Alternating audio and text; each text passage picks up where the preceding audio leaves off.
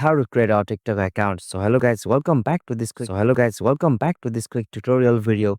Today I will show you that how you can create a TikTok account in just a few minutes. So let's get started. So simply you have to open the TikTok, and from here you will have to tap on this profile section. It will appear on this bottom right corner of your screen. Okay, so from here you have to click on this sign up option just at the bottom of your screen. Okay, so from here you can create an account with your email, or you can easily continue with your Google or Facebook. So if you have your Facebook or Google, you can simply log in it from there. So right now I'm logging in through Facebook.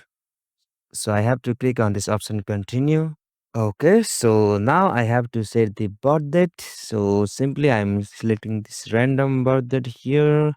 Okay, so from here I can create a nickname for my TikTok account. So simply it's ground tutorial. So simply click on this continue option. Okay, so we have created the TikTok account in just a few minutes. So as you can see, after clicking on this profile section, the account has been created with the name ground tutorials. So it is directly linked with my Facebook account. So likewise, you can also create your TikTok account with your email ID or Facebook. So this was the easiest and simplest method to create a TikTok account on your system.